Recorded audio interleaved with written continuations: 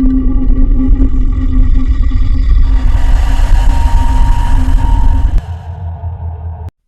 months until graduation. I was zoning out in chemistry, tracing the same equation over and over when the PA system screamed. Not a buzz, a scream. It was sudden, cutting through the air like a knife.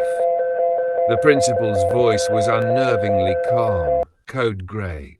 Secure all exits. Ms. Riley dropped her chalk, and when it hit the floor, it shattered, louder than it should have. The room smelled sweet, or maybe sickly sweet, like rotting flowers, but I wasn't sure. The light in the room wasn't great, and everything felt off.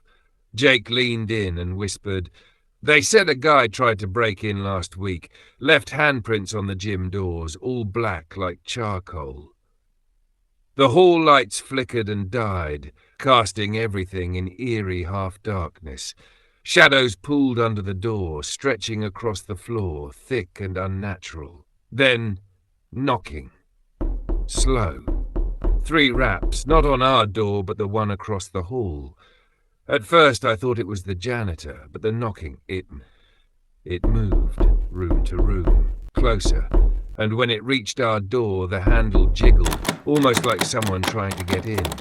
Miss Riley's lips barely moved, but I saw her mouth the words, "Don't breathe."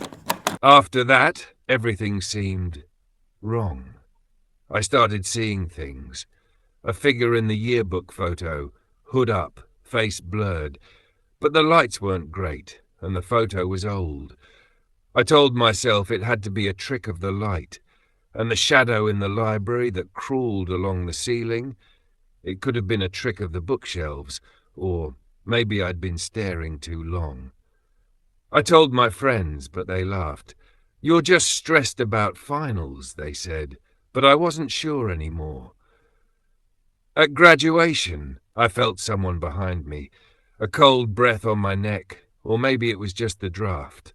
A voice rasped, almost free. I turned, no one was there, just the cold. Maybe it was just the nerves, my mind racing, but still, I couldn't shake the feeling that something wasn't right. College was worse.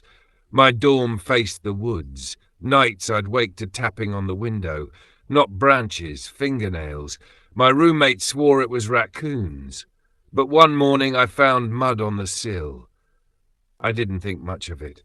Could have been from the rain, or maybe I didn't close the window properly. But that same night I saw something. A figure. Hood up. In the window of my childhood house.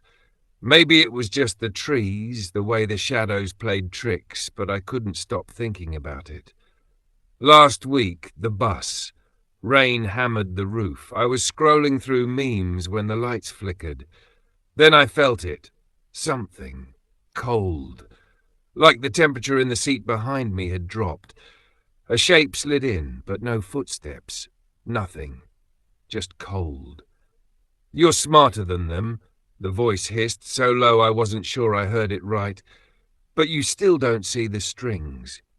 I glanced into the window next to me, but nothing. Just the reflection of the bus.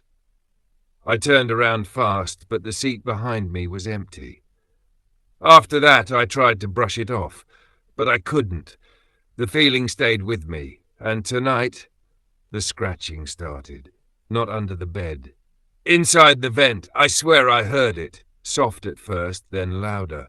When I finally looked, there was nothing, just shadows inside. Maybe it was just a rat. Maybe it was just my mind playing tricks. They say stress makes you paranoid, but I know what I heard, or at least I think I heard it. But every time I try to explain it, something feels off.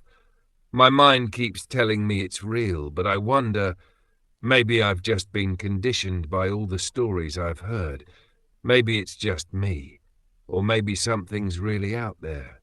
I don't know anymore.